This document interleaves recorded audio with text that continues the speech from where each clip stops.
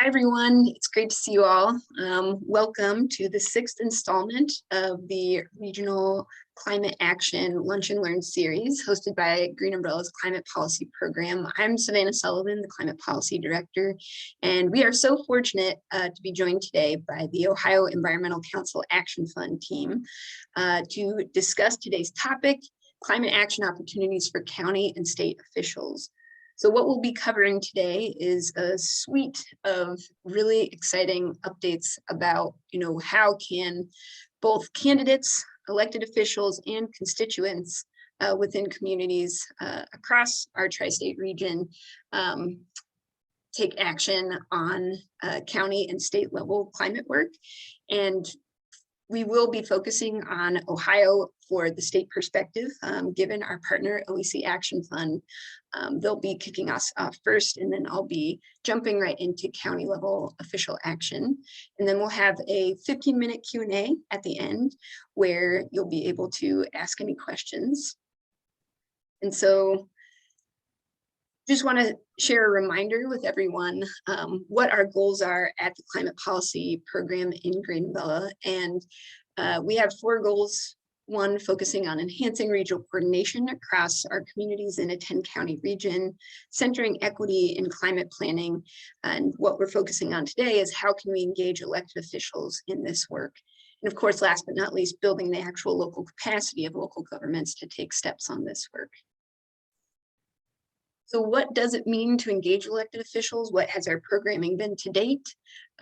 So far, we've been able to pilot our programming last year in the city of Cincinnati, where we engaged mayoral and city council candidates on climate platform development. So we hosted an education event in spring 2021 to introduce them to climate planning and action opportunities within Cincinnati.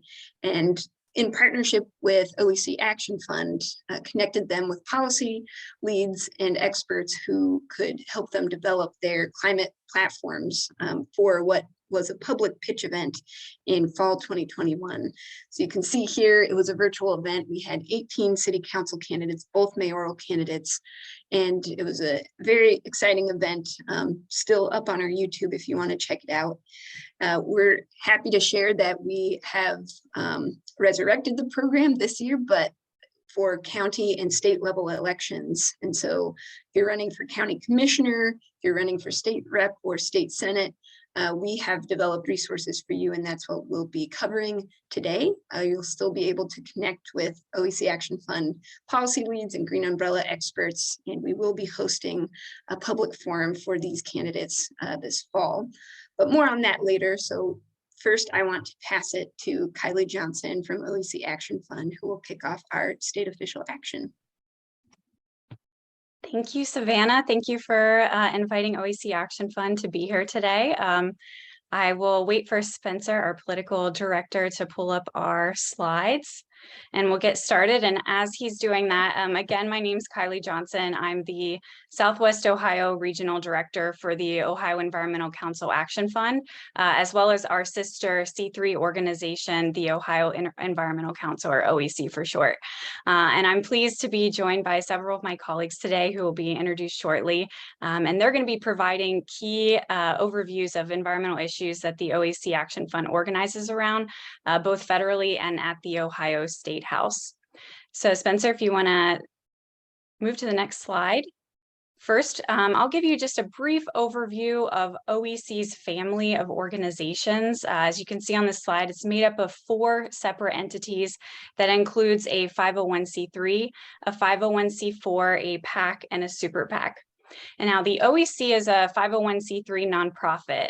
That's a more than 50-year-old mothership organization of our family of organizations, and it sets the policy priorities and tone for engagement on advocacy environmental issues for the entire family of organizations.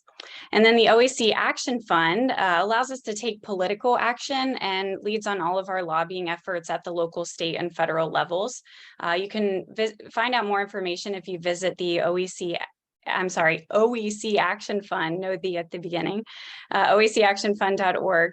That's where you can learn more about our accountability campaigns and also view our environmental legislative scorecards for the Ohio General Assembly. And then finally, operating under the OEC Action Fund is our OEC Action Fund PAC, which directly supports candidates, and Conservation Ohio, our super PAC, which engages in independent expenditure electoral work and Ohio's local, state, and federal races. Next slide. So together with these tools, our family of organizations were able to create and pass environmental laws, hold lawmakers accountable, and also elect the right leaders who will make environmental protections a priority. So next, you're going to be hearing from our OEC Action Fund policy experts, each providing 5-minute high-level overviews related to our key program areas of climate and energy, public lands, water, and democracy. And then our political director, Spencer, is going to be talking briefly about our OEC Action Fund endorsement process, candidate endorsement process, before passing it back to Savannah for county level action. So with that, I'd like to turn it over to our Managing Director of Energy Policy, Nolan Rutschilling, to kick us off to talk about climate and energy. Thanks, Kylie, and thank you to Green Umbrella and for all of you for being here today. As Kylie said, my name is Nolan Rutschilling. I use he, him pronouns, and I run the energy program for the OEC Action Fund. I'll be talking to you a little bit about climate and clean energy goals and policy priorities today. Our goals are to mitigate climate change by transitioning away from fossil fuels and rapidly embracing clean energy. Of course, the market is moving forward towards clean energy as it becomes an increasingly affordable and practical option. But our goal is to ease that transition and to accelerate that transition to meet the needs to address the climate crisis. We also work to improve regulations in the market for large-scale wind and solar projects in Ohio. We do a lot of work on the local level, encouraging communities to commit to at least a 30% carbon emission reduction by 2030. And we encourage investing in a modern grid that can integrate clean energy easily and a grid that is more adaptable. I know folks in the Southwest Ohio region recently saw major outages across your part of the state. And of course, in Central Ohio, we did as well. So a modern grid and a cleaner grid is a big part of making sure that doesn't continue to happen. I'm going to talk quickly on some federal issues. We have the Infrastructure Investment and Jobs Act, which of course passed last year, and we're now seeing grants and incentives and funding opportunities for our local communities on all kinds of ways to take action on climate. We also continue to support and advocate for some form of the federal climate investment package. Originally, that was framed as Build Back Better, but we're advocating in a number of different ways on policies that would encourage strong and immediate investment in climate action and infrastructure. And finally, we're active on methane pollution reduction. Right now at the federal EPA, there are some proposed draft rules around methane pollution, which comes from coal and natural gas energy generation. It comes from extraction, mining, and it comes from abandoned oil and gas wells, which are all over the state. But really, I want to spend some time talking about some key state issues. And I'm sure you're all well aware of the House Bill 6 scandal that has been a constant presence at our state house for the last few years. A lot of House Bill 6 the components of House Bill 6 have been repealed, but still on the books are subsidies for 2 coal-fired power plants, one in Ohio and one in Indiana. Every customer who's paying an electric bill in the state of Ohio is currently subsidizing those 2 very dirty Cold War era power plants. Bipartisan and Republican-led bills in both the Senate and the House, SB 117 and House Bill 351, have been proposed to eliminate those subsidies, but as of now, they have not moved out of committee, unfortunately. On a positive note, we're working on House Bill 450, a Republican-led bill that allows for community solar development. Community solar is the concept that a a customer, a resident like myself, could subscribe directly to a solar project in my community or in the state of Ohio. Right now, if I want to buy renewable energy, I can only do so through a broker, a third party. Oftentimes that energy is coming in from out of state, and it's simply tied to renewable energy credits. House Bill 450 would create an entirely new market space for renewable energy development and allowing community solar. Importantly, there's a special focus on solar in the Appalachian region and on brownfields. So in the total allocation of community solar, there's an amazing focus on ensuring that there's energy development in our disadvantaged communities and on land that needs to be developed. Finally, also House Bill 389 is also a Republican and bipartisan-led bill that focuses on voluntary energy waste reduction programs that would bring back energy efficiency programs that were eliminated by House Bill 6. So House Bill 389 is a really great way of rectifying the mistakes of House Bill 6 in a reasonable and to scale manner. It establishes energy efficiency programs like we used to have. Finally, and I'm running out of time, on House Bill 429, we have the Energy Jobs and Justice Act, which is a comprehensive, forward-thinking energy legislation that establishes statewide carbon reduction targets, creates a lot of considerations around energy equity and workforce development. It has a lot of reform around the PUCO, which would rectify a lot of the harm we saw done through our energy system over the years. So it's very equity focused. It's a very forward-thinking campaign. With that, I think I'm going to turn it over to Molly Jo on our team. Thank you, Nolan. Hi, everyone. My name is Molly Jo Stanley. I use they, she pronouns, and I serve as the regional director for Southeast Ohio and am filling in for our lands director, Nathan Johnson.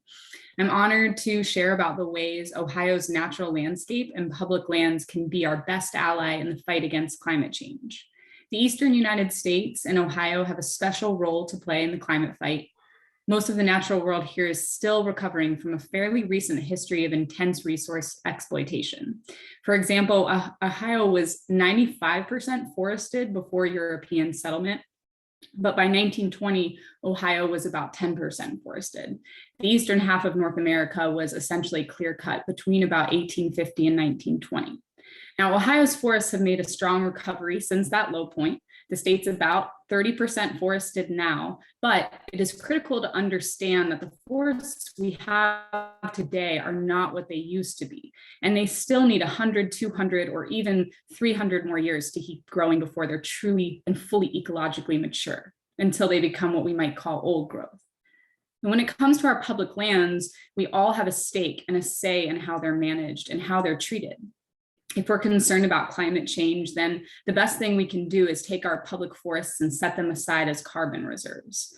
As these forests continue on their centuries-long path to recovery, they will keep accumulating more and more carbon. Proforestation is the newer term for this process, and it's the scientific principle that the recovering eastern forests will continue to suck up carbon like sponges for decades to come, even centuries to come, but only if we allow these forests to continue on their path of recovery and their path toward old growth status. So with that in mind, our affiliate organization, the Ohio Environmental Council, is working on several reactive and proactive measures.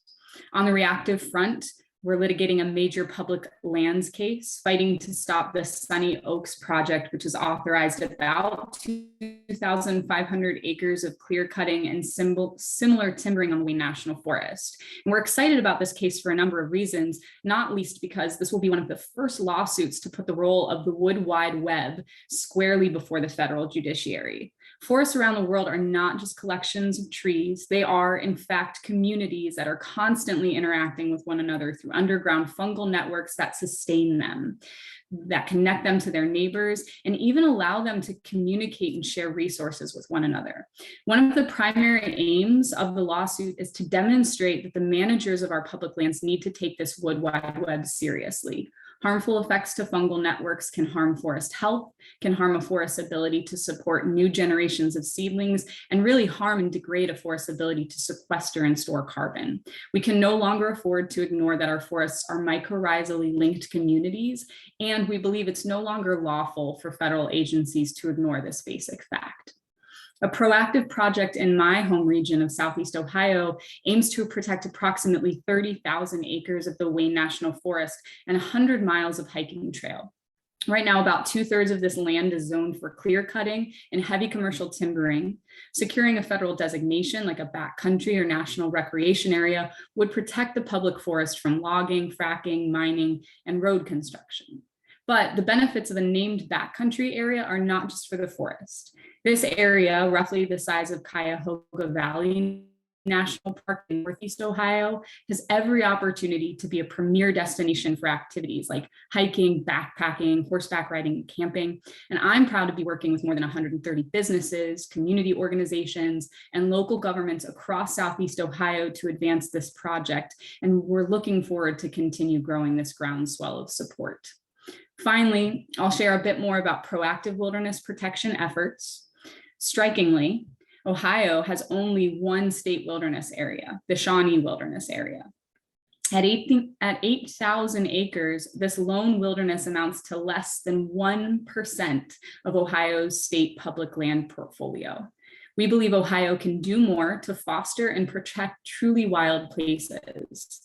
We've prepared an initial policy paper briefly outlining the state wilderness deficit, available state and federal wilderness system models, and some of the administrative level legal and policy solutions available to current and or future Ohio governors. The intrinsic value of unbridled, untrammeled nature should be easy to understand, but the climate, as well as the spiritual and recreational value of liberating the natural world, is significant as well.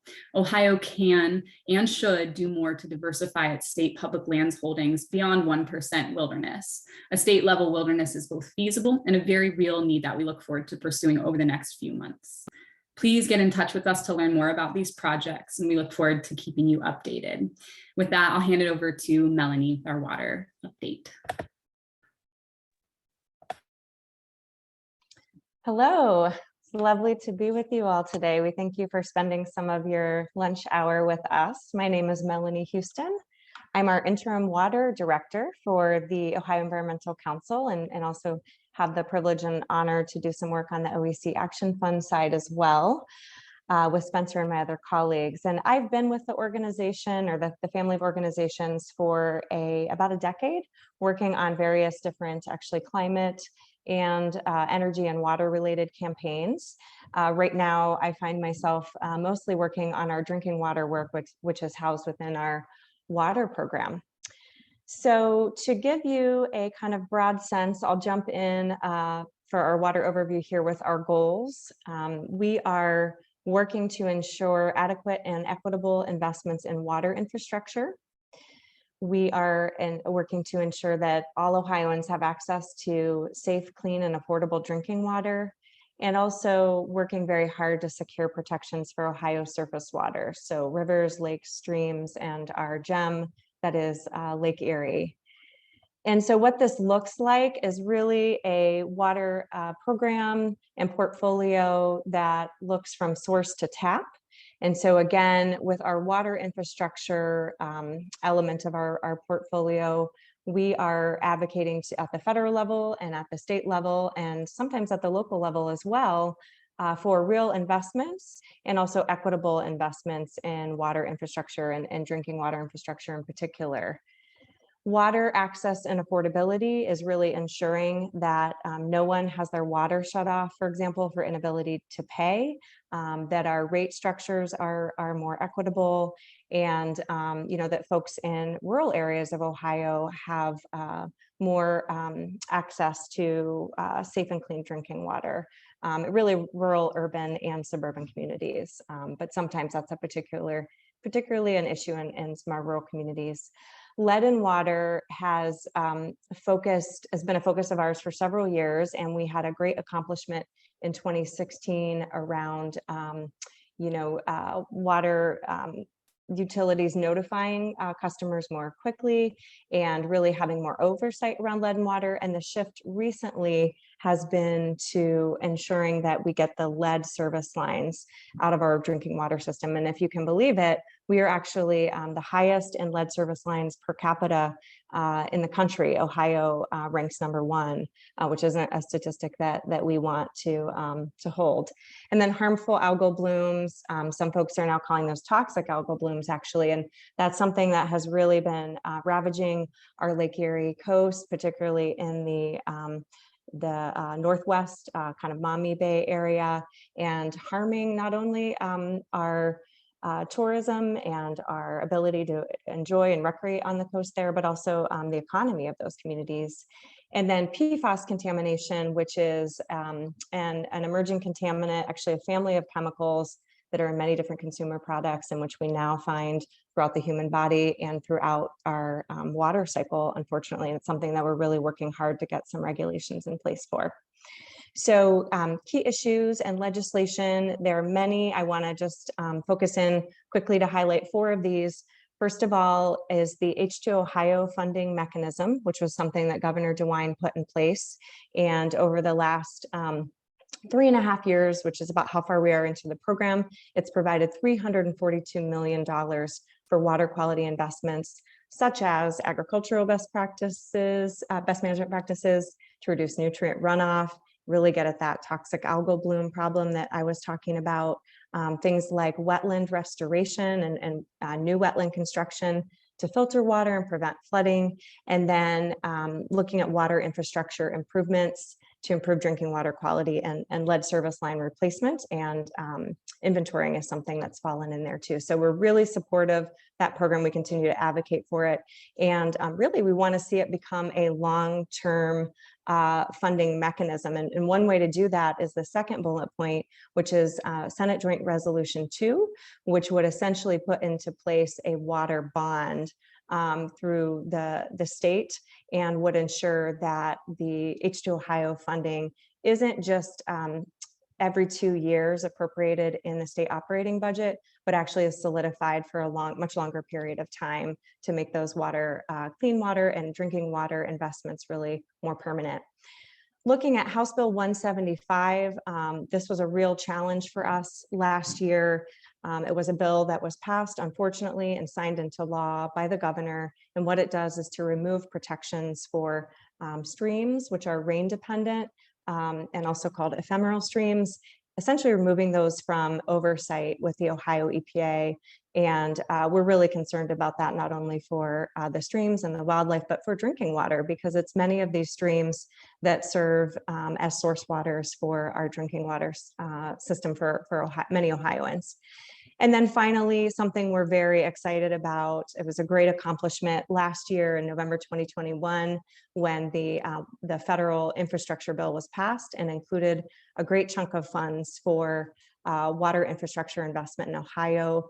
Over the next 5 years, that's going to be $1.6 billion going into our state revolving loan fund, which is a program that the Ohio EPA administers. And so what we're going to be doing looking forward is to make sure that those dollars are really equitably invested in our communities across the state, in particular looking at areas where there has been underinvestment over time, and connecting to our environmental justice lens and value at the OEC. We want to make sure that we're helping to right some of the historical wrongs in terms of water infrastructure investments not being equitable across our communities and the state. So we're really excited about these opportunities ahead. We look forward to working with you. We invite you to reach out to us. Please use us as a resource as you work on local water issues at the local level. And want to thank everyone for their time, and hand things over to Kylie, to Chris, I believe.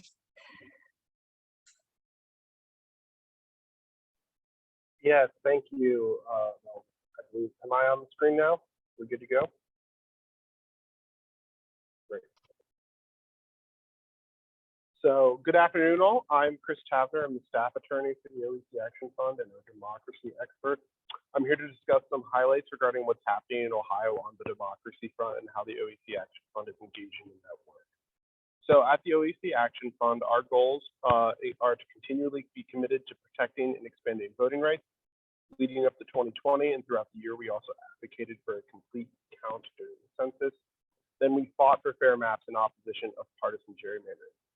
Since I know at least some of you are candidates for state house seats, and even if you're not, hopefully you're aware of the chaos surrounding redistricting over the past 2 years. The redistricting fight has been long, and while there have been a few wins, there have also been significant setbacks. The OEC Action Fund C3 affiliate, the OEC joined Ohio Organizing Collaborative, CARE Ohio, and 6 individual plaintiffs to sue the Ohio Redistricting Commission over its proposed state house maps. We won at the Ohio Supreme Court 5 times, invalidating continuously unconstitutional gerrymandered maps. Those opinions are the law of Ohio, and they guide any future maps that may be drawn. Unfortunately, federal courts intervened and forced an already unconstitutional map upon Ohioans for 2022. The Republican members of the Ohio Redistricting Commission conducted intentional stalling tactics to run out the clock, and their strategy succeeded, arguing to the federal courts the most administratively accessible map should be imposed for the 2022 election. The map imposed was only easy to do so because Secretary of State LaRose, who was on the Ohio Redistricting Commission, ordered boards of elections to implement a map even while it was under appeal. The congressional map follows a similar story. It was found unconstitutional, but subsequent appeals did not occur in time to invalidate the new map for 2022. So right now, the State House map is considered unconstitutional, and the Ohio Redistricting Commission still has an obligation to pass a new map for 2024 and beyond. The 2022 map is set in stone, which a few of you are likely running for seats under that map. The congressional map is in place for at least 2022, and it's still under appeal. The OEC and its partners in the Equal Districts Coalition, they're still fighting for fair maps, and I think it's apparent all Ohioans must closely consider whether the 2015 and 2018 redistricting reforms need additional safeguards to ensure we have fair maps in the future. So that's the brief overview of redistricting. The OEC Action Fund is also tracking, and when the opportunity arises, testifying on democracy legislation at the Ohio State House. There's a number of bills that have been introduced. Not all of them are moving. Here are a few examples. House Bill 650 and Senate Bill 320. This is an important piece of legislation to track. It's a voter suppression bill designed to eliminate the use of certain identifications at the polls, especially ID forms like utility bills. As someone who has worked the polls in the past, I can testify that many voters end up using utility bills because that may be the most accessible form of ID in the moment when they need to make the trek to the polls. House Bill 641. This is a good bill to learn more about. It would create a permanent absent voter list, which would make it much easier for people who always want to vote by mail to do so. And then finally, there's House Joint Resolution 4, which will be on the ballot at the same time as you all in November. House Joint Resolution 4 was passed by the House and Senate to propose a constitutional amendment to restrict the power of local communities who want to allow resident non-citizens to vote in local elections. This is a bill designed as a racial dog whistle. The OEC Action Fund submitted testimony against the constitutional amendment. If a local community comes together to allow non-citizens to vote in their elections, that community should be allowed to do so. In fact, one town in Ohio did exactly that, Yellow Springs. That's all from me for now, because I believe I am close to time, so happy to answer questions later.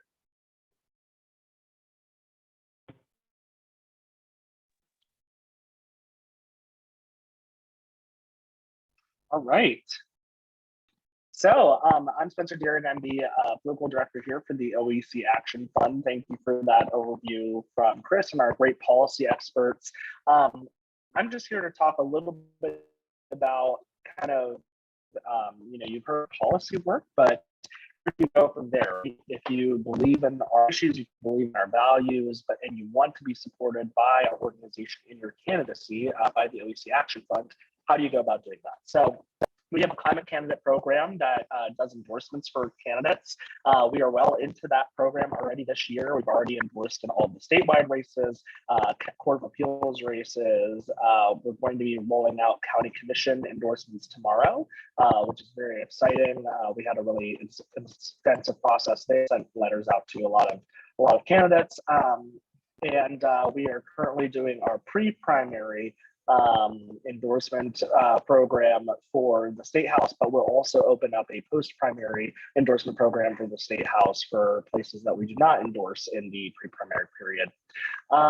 So the process for being endorsed by the OEC Action Fund is that we have a questionnaire So this application is sent via email, but also to candidates' home addresses in a letter. This is kind of the first step where you give us some feedback about what your positions on the issues are and about your candidacy. If we decide that we'd like to have an interview with the board, you'll then schedule a screening for an interview. And then at that point in time, the board decides on whether or not to make an endorsement in the race. So that is the order of operations there. And like I said, we are well into that process now. But if you have any questions about it, feel free to reach out. And with that, Ty.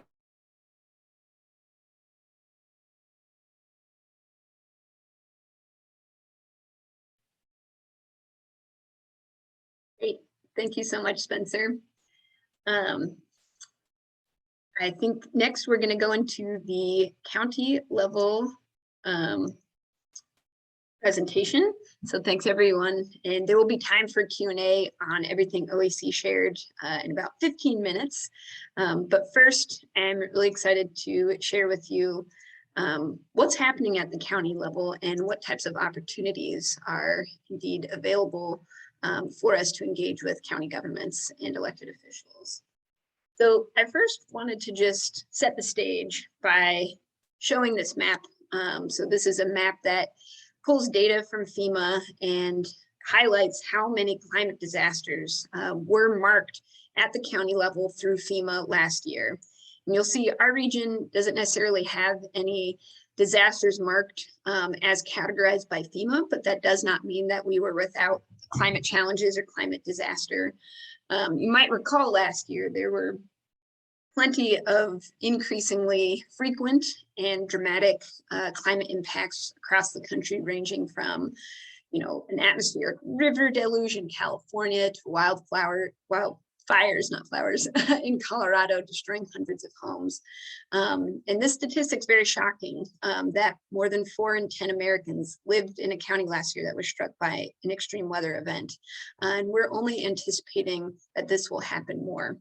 And I really wanted to call out that of these disasters, more than 80% of these communities experienced heat waves, and we did as well. So this next map here, more than 4 out of 5 Americans live in a county that saw a multi-day heat wave last year. And you can see a number of counties in our region were part of that story. And so this is something to be increasingly on our minds, and we need to be prepared for. And there are fortunately steps that we can take both at the county, state, city, local government level, but we'll be talking about those solutions a bit more. First, I wanted to dig in on what do climate impacts look like beyond that sort of national setting of disasters. What does climate change look like here? And so not only are we increasingly experiencing extreme heat, Nolan shared, just recently across Southwest Ohio, Northern Kentucky, Southeast Indiana, we had a pretty major heat wave earlier this month, and that contributed to some really concerning health and safety issues as folks were left without power and air conditioning to protect them from the extreme heat. One thing I do want to emphasize that we need to be aware of in our region is the increasing humidity alongside this heat can create conditions where our sweat will no longer evaporate as we experience these extreme conditions. And so it's really important for us to pay attention and work together as communities to ensure that we have safety precautions in place across our counties, but also awareness. We're also going to be observing as heat and weather conditions change, a rise in the number of pests and the frequency of their presence, not only in terms of impacting our agriculture, but also our comfort and our safety. So along with those pests come disease vectors. And so that's another thing that we can raise awareness and take action on at the county level. Health, not only connected to heat and pests, but air quality is particularly poor in Greater Cincinnati. I believe we rank in the top 30 worst regions for air quality when it comes to particulate matter in the country. And so when it comes to asthma from outdoor air conditions, or as our homes experience increasing molding or health issues from floods, just burdening our basements and overflows from sewers. These are creating new and more frequent health concerns alongside the storms that are not only flooding basements, but disrupting our infrastructure, causing landslides and sewer backups. So before I dig in more on what types of resources are available, I also wanted to highlight that we can dig in on some understanding of what is the public opinion of climate change and climate change related work in our counties. And this is from a resource out of the Yale Climate Communication Center. They do these analyses every year. So I'm just sharing a couple examples from some local counties, but overwhelmingly across the board, you'll see in our counties, in our tri-state region, folks know this is happening, and they're very aware that it's our activities are contributing to this concern. And we're aware that these extreme weather conditions at the county level are tied to climate change.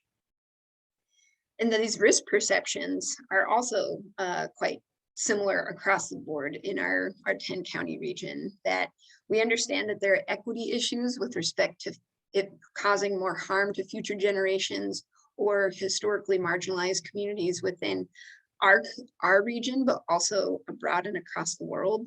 And folks are increasingly aware that they are already experiencing harm personally, or that their neighbors and our neighboring states are also increasingly experiencing harm from climate change. So this risk is understood. And so how can we harness that awareness and put it into action at the county level is what we're here to talk about today. So there's plenty of policy support. This is just a small sample of what Yale Climate Communication Center identifies at the county level of what action folks want to see at the county level. So you can dig in on that for your county, and we'll share these resources in our follow-up email. But you can see that folks not only want to see research, they want to see economic engagement for incentivizing action that can reduce our impact on the climate and protect us from climate change. But we also overwhelmingly believe that we should be teaching and raising awareness about this across generations. But when it comes to our actual behaviors, we're not seeing that translation quite as much. And that's a very powerful meeting point for not only local government action, but us as constituents as well. How can we bridge this gap between what we support and the actual behaviors that we're observing? So this brings us to the fun stuff of what is happening and what is available for our counties. And so when we talk about county level government, not only our elected officials, such as county commissioners, but this ties directly to opportunities that county government staff can take steps on as well. So you want to connect with your county government, send them these resources. You've already heard several policy experts mention the bipartisan infrastructure law. This is a tremendous, tremendous investment in our country. And in particular, it's a job creation engine. So this isn't only about tackling these different categories you can see on this bar chart of, really investing in transportation or power and energy in our communities. But this has the potential to create over 1.5 million jobs per year for the next 10 years as we leverage these resources and invest in our physical infrastructure. And so I pulled out just a little graph here to break down, what does that actually mean to invest in infrastructure? And so on the right here, you can see what the breakdown is for opportunities for counties and communities to apply for funding related to transportation. So a lot of this will be dedicated to roads and bridges. We've gotten a lot of attention in Greater Cincinnati due to our Ohio-Kentucky bridges, but there's also plenty of opportunity for electric vehicles and actually connecting our communities and making them safer. As you heard from our water policy expert, this is the single largest investment in water that's ever been made in the history of our country. And we will also see some really historic cleanup efforts through the EPA. But how can we prepare? Because folks on the line here, we're coming from a lot of different backgrounds, and as we see the rollout of these programs from the federal government, how can we make sure our cities, our townships, our towns, our counties are ready to go? And so here's some recommendations that come from a bunch of different national organizations that engage at the county level. And a really important step is to begin sourcing project ideas that already fit these bipartisan infrastructure law programs, or begin collecting sustainability ideas internally from not only government staff, but the community, including community facing nonprofit partners, your local business community. It's an all hands on deck situation. And you can begin working with officials and partners to actually test concepts and connect with federal program officers in these different funding categories. So for these different funding programs, you are able to connect with the federal program officers and vet your ideas. If you create a summary of something you're really excited to do, but you want to test it out before you actually submit your application, there are officers available to workshop your idea a bit before you finally submit. And finally, you know, I mentioned county commissioners. It's really important to raise awareness, not only of this opportunity, that, you know, there's a lot of different ways and pathways that your counties can get ready to submit, but also expressing to them what ideas you want to bubble up into the submissions that your counties make. There's a huge advocacy opportunity here as well. And so I wanted to next just dig in and just highlight how broad county level impact is and all the different connections to climate there are. So on the previous slide, you know, I mentioned health commissioners. There's a ton of public health considerations that are made in climate action decisions, and health commissioners at the county level are increasingly being tapped to, you know, better incorporate climate health action into the existing programming and to create new programming. But on top of public health, there are agriculture, civic engagement, environment, energy and land use, labor and employment, housing related programming that is available through our counties that is not only they are viable candidates to apply for this funding, but they have a lot of opportunity to work with local partners to really shape programming to create services and resources that our, you know, tri-state residents want to see. And so we'll share a bit more about, you know, what that type of advocacy can look like. But I just really wanted to highlight here the broad spectrum of work that can be done at the county level.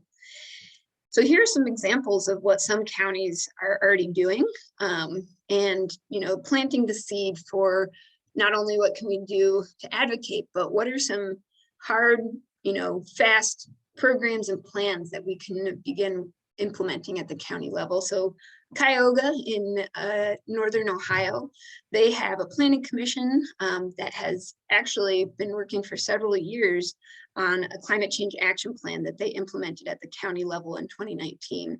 So you can see the different categories here.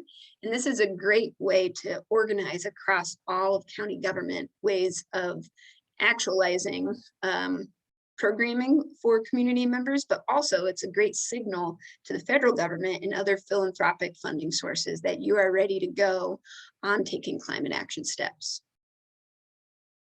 I also wanted to highlight this county in Michigan. Another really important part of this work is procedural equity. So making sure we have an inclusive voice that is informing what climate action is and can be in our communities. And so this county here, Washtenaw, they have an environmental council, and they have brought in youth representatives, they've brought in environmental justice representatives, racial equity and labor representatives to make sure that any work that they are driving, not only through their council, but also through any planning and programming they do at the county level, is informed by environmental and intergenerational justice. Another idea I wanted to share, so this is from Dane County in Wisconsin, their energy and climate change office. They've created a series of maps to help folks really understand sort of not only what is the state of climate impacts in your community, but what are the average equity concerns, or what are the actual emissions coming from the different parts of their region.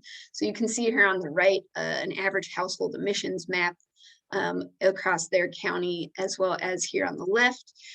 These are just champions. And so it's a collection of businesses, organizations across their county that are championing and implementing climate projects. And this acknowledgement is really important to build momentum and also display to federal government and other funders that action is happening in your county.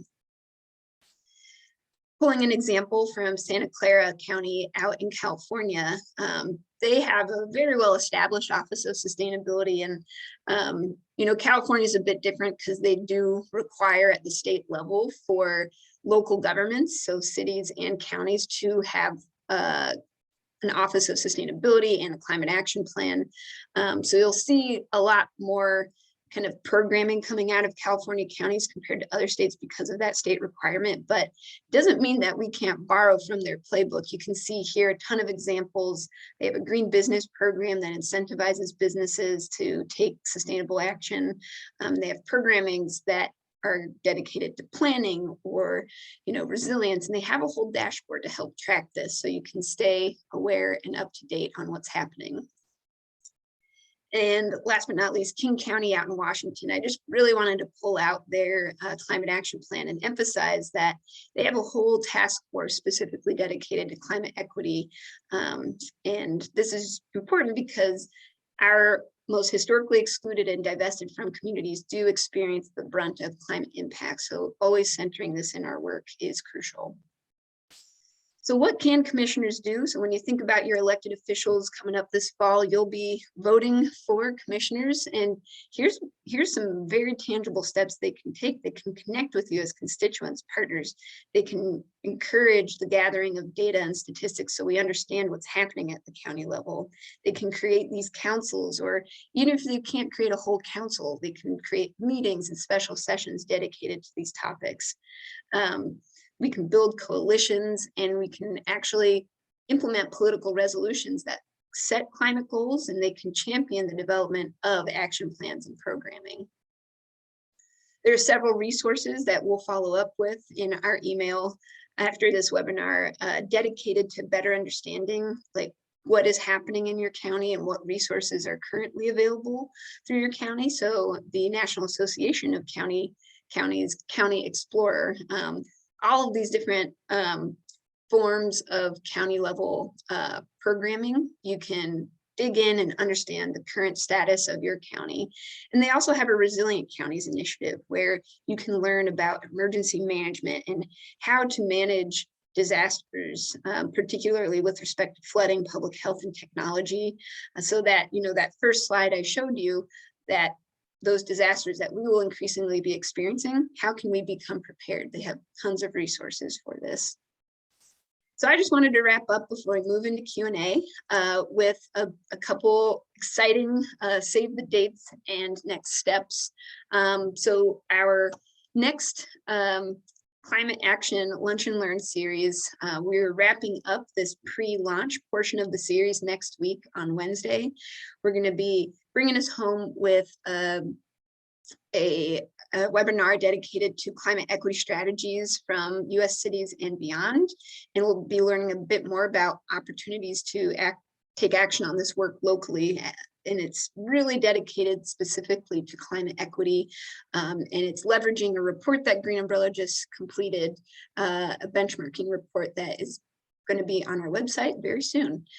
I also really wanted to call out our Regional Climate Collaborative launch. So that is happening next Thursday. We have a really incredible lineup of speakers, national partners, including World Resources Institute, the Institute for Sustainable Communities, Georgetown Climate Center, and a smattering of regional partners that are going to be discussing why creating a network for local governments and their communities dedicated to climate action is so important, and how it can really put our region on the map and make us an even more viable candidate for a lot of this funding that's coming down the pipeline. And after that, that is a virtual event and it's a free event. We'll send the registration link in the chat, but please join us if you're in person in Greater Cincinnati for green drinks at Braxton afterwards. We'll have a Resilience Project walking tour hosted by the City of Covington, so you can learn how these actions look like? What do they look like on the ground? So with that, I'm going to stop here and we're going to move into Q&A. And thank you so much.